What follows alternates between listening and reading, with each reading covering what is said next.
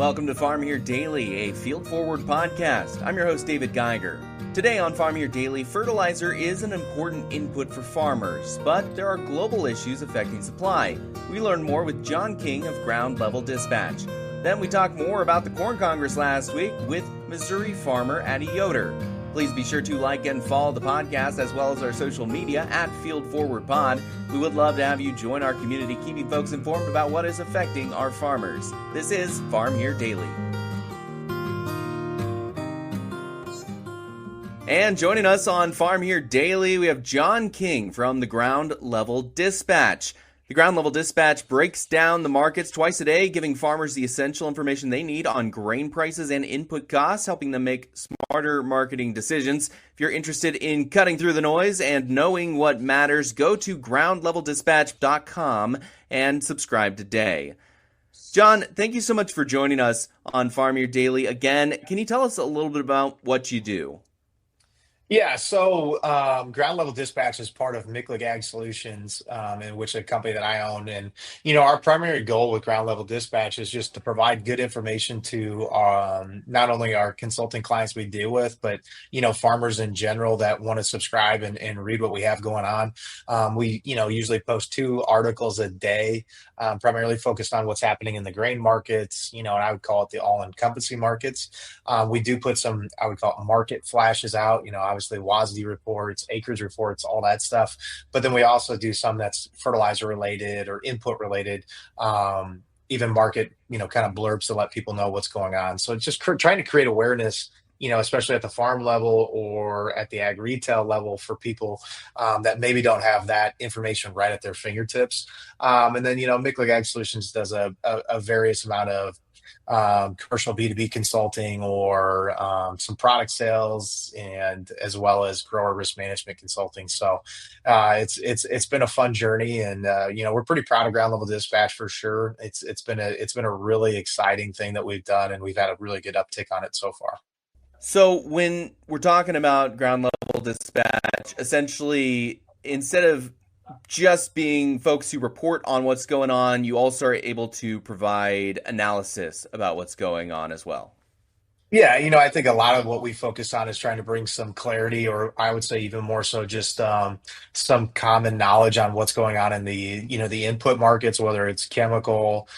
We spend a lot of time on the fertility markets because it is more of a commodity driven market like corn and soybeans. So, that's kind of been our wheelhouse to really, again, provide some, I would call it more of a awareness on what's going on. We do a little thing on Friday. We call it Fert Friday. Every afternoon, we put out some general market notes and try to keep people engaged. And then, we get to the weekend once a month. We write a pretty big, robust input article that is all about. It really focuses on fertilizer, but a lot of times in the winter when we get to prepay season, we try to also get people understanding what's going on in the commodity chemical markets as well. Speaking of, you said Fert Friday? Is that Yes. short for fertilizer? Yep, fertilizer. So Fert Friday. Speaking of fertilizer, that's kind of a big topic that I've been seeing the past couple weeks. Just input costs at crazy levels, very difficult to manage a cash flow level. Could you talk about what you're seeing in the fertilizer market and what some of your analysis on that is from Ground Level Dispatch? I think the biggest thing is, you got really 2 segments of the market, right? You got the nitrogen markets, and then you have the kind of the dry P and K markets, and maybe even a third segment now as it continues to grow is the sulfur markets. Just starting on nitrogen, when I look at the nitrogen markets today, we're really in a position where, we're kind of running on the coattails of a lot of geopolitical issues. So obviously, everybody's familiar with what happened between Iran and Israel and how that affected, a lot of people's days for 12 days, whatever you want to call it. But, the biggest thing that a lot of people don't understand is, Iran's one of the largest exporters of urea in the world. So when they are being attacked like that, scarce resource, at the end of the day, urea being one of the primary exports, urea for a lot of people that are listening, you can't think of urea like a fertilizer. You can't think of ammonia like a fertilizer. Urea and ammonia and these products, like that's an energy product. Okay. It takes natural gas or it takes coal or it takes something like that to make those products. So, it's a wartime product, right? Scarce resource, energy, have to have it. So immediately, anytime that geopolitically something happens globally, there's always risk premium put in the nitrogen market first because it is directly related to energy markets. And I think with what a lot of what we saw too is that people didn't understand that, the Egyptians, the Jordanians, people like that, that also produce a lot of global urea export capacity were affected by Israeli natural gas supply because Israel, supplies a lot of natural gas to those places. So then you get situations like that where some of the big exporters in the world aren't allowed to export in a point in time, when this happened, roughly a month ago now, where that's the biggest time opportunity for prices to really start to decline as we head into next season. And we immediately put $150 into the global urea market in a week. So instead of seeing that tailing off in price, we immediately escalated it in times where we start to really see reset in pricing. And that then spilled over into the ammonia market. So about 3 weeks ago, the domestic manufacturers came out with both ammonia fill offers and ammonia prepay offers. So when we saw that, prices on that in general were not extremely appetizing to the farmers. A lot of instances we're looking at $100 to $130 a ton more for ammonia this fall is what we saw last fall. Really, basically, no price reset from spring. So you start looking at all those things that are taking place. It really honestly stinks for the farmers right now. I mean, we've got lower commodity prices. You look at, cash corn as we're, looking at fall coming down the barrel here. I mean, nothing about it is really screaming, I'm excited about going and putting on fall ammonia, or I'm going and excited about putting on P and K. So, those things to me is just, it's unfortunate, but it's all being driven by things that are completely out of their control. It has nothing to do with where the corn market is. We have geopolitical issues. And again, like when we look at corn acres this year, corn has to have nitrogen, right? Has to.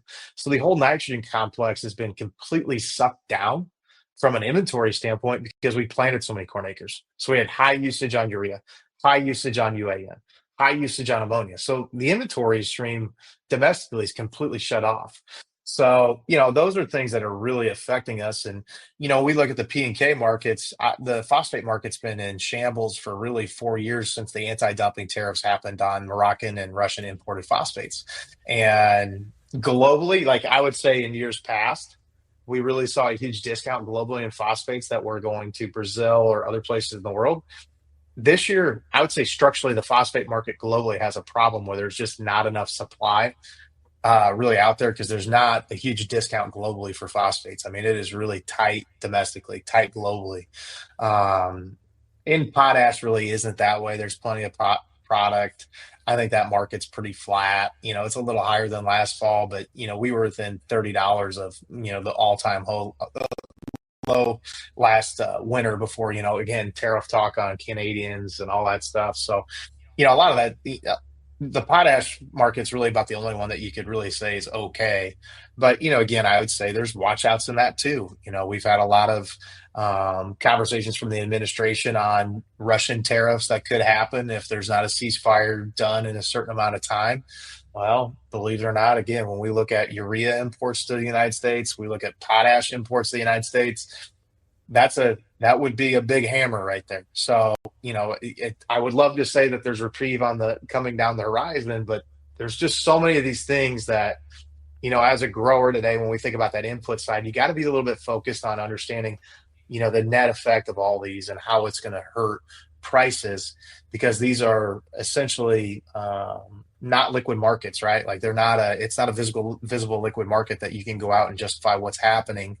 It's really being, pushed by geopolitical powers, tariffs, all that stuff. So, I think that's the value that we're bringing, right? Is trying to bring an education process to why, the cause and effect of these and how it affects people. And, that's what our goal is. And that's what we strive to do. I think to sum it up, wartime issues of Iran closing down, I believe it's the Strait of Hormuz, and then that affects the other Middle Eastern countries that develop different types of fertilizers. We have the Ukrainian war, which has affected Russian imports, and those have affected a bunch of our fertilizer prices. And then you mentioned potash, and I believe we source a lot of that from Canada as We well. do. So we get a lot of our potash from Canada. What about potash and making agreements or deals with countries like Canada could we potentially apply to the other aspects of urea or some of the other fertilizers out there? Yeah, I mean, I think when we look at the Canadian supply, the good thing I would say on regards to Canada is that is still part of a USMC agreement. So like we're really not, I would say in general, a lot of the anything that could happen with Canada is really not a major issue because it's grandfathered in by some of those USMC agreements. But the bigger one really comes into effect is like you start about 40% of global supply is locked up in Canada on potash. The other 40 is in Russia. So when you really start messing with that other opportunity globally to provide pricing pressure domestically, so it's not such a monopoly, those are where you get into situations that are, really kind of sticky. I know the U.S. has put forward some efforts to source some of these products domestically. Do you see that as something to really watch out for? No, I don't think so. I mean, because the problem with it is, it sounds nice, but we don't really have any potassium deposits domestically to actually mine that stuff from. So, you can't just all of a sudden be in business domestically. When you look at the phosphate business, we are a world producer of phosphate, but the problem is in order to get permitting on new phosphate mines, you're talking about 12-year process. And we have maybe 20 years left of supply domestically before we really start to ramp down and really not have a whole lot of ore capacity versus Morocco, who's got enough supply for the world for the next 500 years. So like when we really start looking at some of this stuff, it's getting back to the understanding of where do we really lie in the global food chain? Unfortunately, for the US of A, when it comes to potash and phosphates, we're on the bottom of the totem pole. Those products have to come from somewhere else. And again, it's a mining business. Those are mining businesses. We don't have the actual raw feedstock. We're out of the game. So we just have to accept that, and we have to really get cognizant long term of how we play with our partners on those products. On the farmer level, because this is a way to talk to farmers about what they can do with their input costs.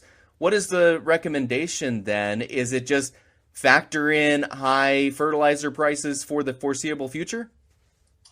One thing I would recommend is, because we're looking at fall right around the corner here. We really have a major crop across most of the corn belt.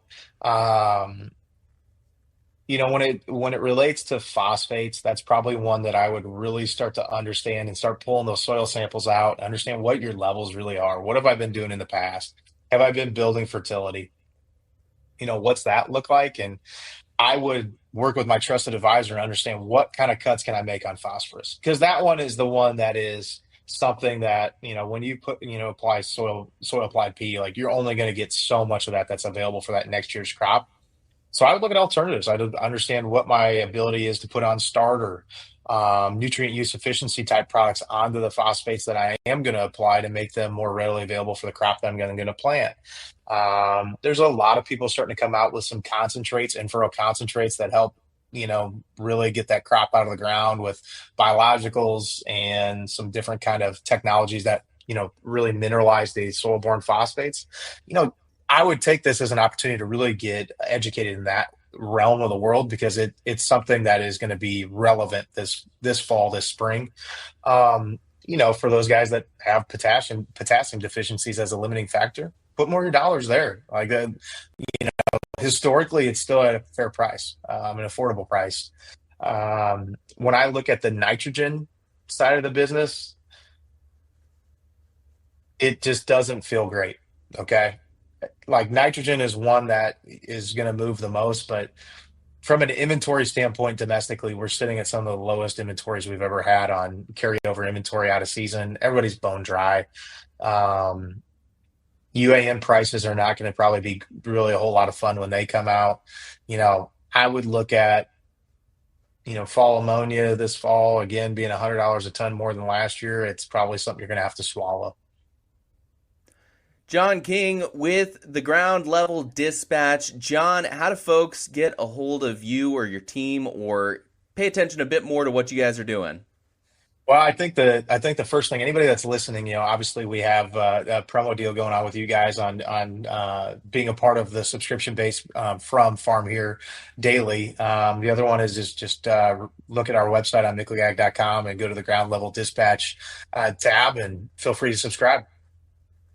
John King, thank you so much for joining us on Farm Here Daily. All right, man. Thank you.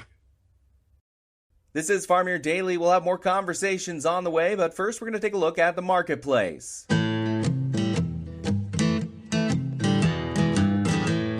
there was a negative trade going on at the close for Wednesday. September corn, 3/4 of a penny down, 3.98 December falling half a cent at 4.17 Soybeans in August, 4.5 cents weaker at 10.05 3/4, with September falling 3 cents at $10.05.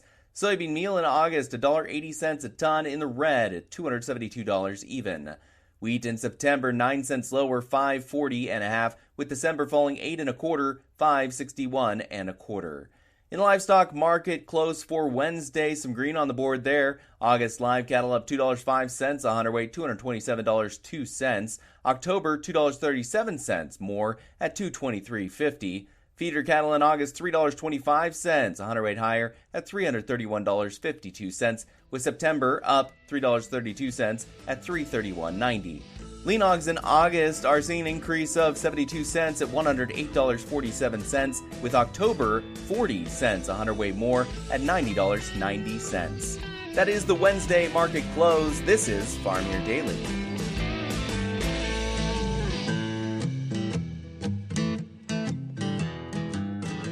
And with us is Missouri Corn Growers Association District 3 board member Addie Yoder. Addie, thank you so much for joining us. How's everything going, and how is the Corn Congress?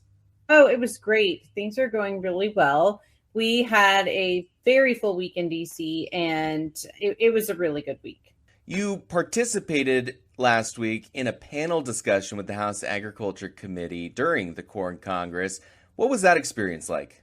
Well, personally, it was pretty special. I'm kind of a DC nerd. So for me, being able to represent corn farmers and people like me who think pesticides are crucial to our job in the House Ag Committee room, it was a big honor, and I was proud to represent Missouri and all farmers. Being a part of that panel, were there aspects of Missouri corn farming you were able to bring to the table for legislators? Yes. So on our farm, we definitely need pesticides to make sure that our crop is good and that our soil is healthy. And so to be able to speak to that from a firsthand experience to people off of the farm was very valuable. Speaking of that topic, when it comes to pesticide use, you are a farmer and you're also a mom. Why do you think it was important to bring that up? You said it was useful. Is that just it? No, I think it's important for, especially as a farmer and a mom, a parent of any kind, to be able to speak to how we live in the space where we also farm. You know, the fields are on both sides of our front yard. Our kids play here. And that's a testament, right, to exactly how safe we feel these tools are for us. And so I think that people in other places can have that conversation, but having someone who actually uses it in the mix of the conversation is crucial. Now, you do also, obviously, as a farmer, live on the land you're taking care of. When you spoke to legislators, did you talk about conservation topics or how you steward your land? Absolutely. You know, as a farmer, one of the most important priorities we have is to create a legacy that passes on from generation to generation. And so having those tools such as pesticides in order to be a better farmer and to be a little bit more conservation focused it's really important. It helps us to, drive across the field less. We actually use less by having access to the things that we know work instead of having to try different things repeatedly. And we follow the rules. We do things all the time that have a label, whether it's a recipe or a bottle of ibuprofen, we follow the directions and know we're safe. And these pesticides are the very same. Why is it important that lawmakers and consumers hear directly from you at a venue like the Corn Congress? Well, I think there's a lot of information out there, both positive and negative, about what we do and the pesticides that we use and the ways that we farm. And if you have a trusted source to be able to ask those questions to or hear from someone who uses them day to day, it helps them to make a better, more well-rounded and informed decision.